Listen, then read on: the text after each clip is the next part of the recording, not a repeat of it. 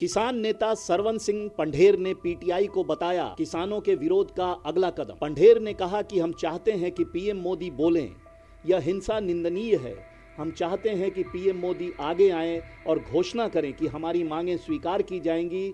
उन्हें उन लोगों के खिलाफ भी सख्त कार्रवाई का आदेश देना चाहिए जिन्होंने गोलियों का इस्तेमाल किया और हमारे ट्रैक्टरों को नुकसान पहुंचाया। तरह की बर्बरतापूर्ण जो कार्रवाई केंद्र कर रहा है, इसके बारे में उन्हें दोबारा सोचना चाहिए। हम तो स्वयं कहते हैं प्रधानमंत्री जी आगे आएं। जिस तरह का जुल्म जबर हरियाणा के बॉर्डर पर हो रहा है, ये निंदनीय है। हम आज भी मानते हैं कि प्रधानमंत्री जी आगे आएं, सभी मांगों के मानने का ऐलान करिए, गतिरोध टूटे। इंटरनेट सेवा में चाहे पंजाब हो चाहे हरियाणा हो, सभी पे बहाल कर देनी चाहिए और किसी किस्म की स्टेट को जुल्म करना नहीं चाहिए। स्वयं प्रधानमंत्री जी हुक्म दे, जिन्होंने भी गोली चलाकर हमारे ट्रैक्टर तोड़ फोड़े हैं, हमारी गाड़ियां तोड़ी हैं, उनके ऊपर कार्रवाई होनी चाहिए। कांग्रेस महासचिव प्रियंका गांधी वाड्रा ने कहा कि बीजेपी 10 साल से सत्ता में है। इन 10 सालों में G20 समिट जैसे कई बड़े आयोजन भी हो लिए। कहा गया कि इन आयोजनों से देश का सम्मान बढ़ा। इस बात से हम भी सहमत हैं, लेकिन मैं पूछना चाहती हूं कि क्या देश का सम्मान युवाओं, हमारे पुलिसकर्मियों और छात्रों से नहीं जुड़ा है? 5 साल से 10 साल से केंद्र में भाजपा की सरकार चल रही है। आप देखते हैं कि कितने बड़े बड़े इवेंट हो रहे हैं। G20 हुआ, सबने कहा देश का मान सम्मान बढ़ना है इससे, और तरह तरह के इवेंट होते रहते हैं जिससे कहते हैं कि देश का मान सम्मान जुड़ रहा है और बन रहा है।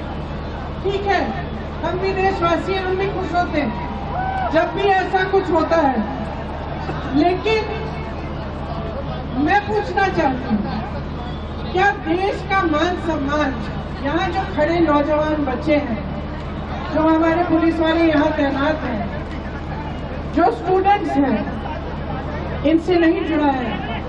क्या देश का मान सम्मान आपकी महत्वाकांक्षाओं से, आपकी उम्मीदों से नहीं जुड़ा है? आपको रोजगार नहीं मिलना चाहिए? जब आपका मान सम्मान बढ़ेगा तभी देश का मान सम्मान बढ़ेगा। आप चाहे अग्निवीर को देखिए, इतने सारे बच्चे गांव-गांव में यूपी में वर्जिश करते हैं, तैयारी करते हैं सेना के लिए। जब एक जमाने में एक ऐसी सरकार थी जो आपकी महत्वाकांक्षाओं को, आपकी आशाओं को, आपकी उम्मीदों को आगे बढ़ाती थी, तब आपको सेना के जरिए रोजगार मिलता था। आज क्या हुआ है? अग्निवीर ले आए ना, वहाँ पे आपको रोजगार मिल रहा है। जहाँ PSU में रोजगार मिलता था, वहाँ आप देखिए बड़े बड़े PSO बेच चुके हैं, अडानी जी को दे चुके हैं। तो जो गरीब तबका है, जो आम जनता है, उसका क्या फायदा हो रहा है? गहराई में ये सवाल आप समझो और पूछो। देखो, नौजवानों के लिए रोजगार नहीं है। किसान तब भी सड़क पे बैठा था, आज भी सड़क पे बैठा है। गन्ने का जो खरीद का दाम है, वो पिछले 8 सालों में 55 रुपए बढ़ा है, बस 55 रुपए। और आप बताओ, आप जब दुकान जाते हो सब्जी खरीदने, फल खरीदने, कुछ बनाना है घर पे, तो क्या होता है? आपको मिलता है? दाम कितने महंगे हो गए हैं, चाहे सरसों का तेल हो, चाहे गैस हो, चाहे सब्जी, टमाटर, आलू, कुछ भी हो। लेकिन जब आपकी बारी आती है तो आपका फायदा नहीं होता। चुनाव आने लगता है तो आपके लिए कह देते हैं लोग, एक बोरा राशन ले लो। तो जब तक आप गहराई में ये बात समझेंगे नहीं कि सरकार का कर्तव्य आपके लिए काम करने का कर्तव्य है, आपको रोजगार दिलवाने का, आपको मजबूत बनाने का, आपको शिक्षा के मौके दिलवाने का, जब तक आप इस बात को समझेंगे नहीं, तब तक बदलाव नहीं आने वाला। तो मैं सिर्फ आपसे ही कहना चाहती हूँ कि अपनी भलाई देखो, अपने जीवन में आपका क्या अनुभव है उसको समझो, और गहराई से समझो कि आज की राजनीति आपको गुमराह कर रही है। तो मैं आपसे ये उम्मीद जरूर रखती हूँ कि आप सोच समझ के आगे चलेंगे, अपने भविष्य के लिए अपना वोट देंगे। दिल्ली में आम आदमी पार्टी के नेता और कार्यकर्ता पानी के बिल को लेकर पार्टी कार्यालय पर विरोध प्रदर्शन करेंगे। पीटीआई के हवाले से बताया गया कि आज पीएम मोदी करेंगे सुदर्शन सेतु का उद्घाटन। ये है भारत का सबसे लंबा केबल पर टिका हुआ सुदर्शन सेतु पुल का हवाई दृश्य, जो ओखा की मुख्य भूमि और गुजरात के बेअट द्वारकादीप को जोड़े। पत्रकार और टीवी एंकर राजदीप सरदेसाई ने बताया कि 2024 लोकसभा चुनाव के लिए आम आदमी पार्टी और कांग्रेस ने बनाया है गठबंधन, जिसके तहत दिल्ली में आम आदमी पार्टी 4 सीटों पर चुनाव लड़ेगी और कांग्रेस 3 पर, गुजरात में कांग्रेस 24 पर और आम आदमी पार्टी 2 पर, कांग्रेस गोवा में 2 सीटों पर और चंडीगढ़ में 1 सीट पर, हरियाणा में कांग्रेस 9 और आप 1 पर। भारत की राज्य मंत्री मीनाक्षी लेखी ने दिल्ली में एक प्रेस कॉन्फ्रेंस में कहा कि आप और कांग्रेस गठबंधन पीएम मोदी के नेतृत्व वाले बीजेपी गठबंधन एनडीए के साथ प्रतिस्पर्धा में है, परंतु प्रश्न ये है कि क्या उनका गठबंधन पीएम मोदी के नेतृत्व और एनडीए गठबंधन की ताकत के सामने कुछ कर पाएगा? क्या गठबंधन में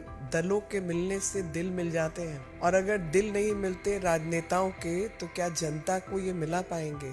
खास तौर पे जब इनका मुकाबला प्रधानमंत्री मोदी जी जैसे नेतृत्व लेड भारतीय जनता पार्टी के संगठन से हो। और वो जो शक्ति संगठन की है, वो जो शक्ति प्रधानमंत्री मोदी जी के नेतृत्व की है, उनके सामने ये जो बेजोड़ गठबंधन है, इससे क्या लाभ मिलेगा? दिल्ली में कांग्रेस नेता संदीप दीक्षित ने कांग्रेस और आप गठबंधन पर भाजपा के बयानों पर तीखी प्रतिक्रिया देते हुए कहा कि बीजेपी को आप और कांग्रेस गठबंधन से कोई दिक्कत क्यों होनी चाहिए। कुछ दिन पहले भाजपा के सभी विधायक बिहार में नीतीश कुमार को गाली दे रहे थे, लेकिन अब भाजपा उनके साथ बैठी है। नहीं तो इसमें बीजेपी को क्या दिक्कत हो रही है, मुझे नहीं समझ में आ रहा है। आप तो 2 महीने पहले आपके जितने विधायक थे बिहार में, भूरी भूरी गालियां देते थे नीतीश जी को, बहुत अपशब्द कहते थे। अब उनके आप बगल में बैठे हुए तो कैसे बैठ गए भाई, ये भी तो हमें बताएं। आज अकालियों के साथ पहले आपने संबंध किया, उनके साथ बैठे रहे, फिर जब अकाली अलग हो गए तो आप उनके परिवारवाद की बात करने लगे। आज सुना फिर आप लोग आपस में बातचीत कर रहे हो, तो आप अपनी तरफ भी थोड़ा सा झांक के देखो ना। उत्तर प्रदेश में लोकदल कार्यकर्ता अलीगढ़ के जमालपुर में कांग्रेस नेता राहुल गांधी की भारत जोड़ो न्याय यात्रा में बड़ी संख्या में शामिल हुए।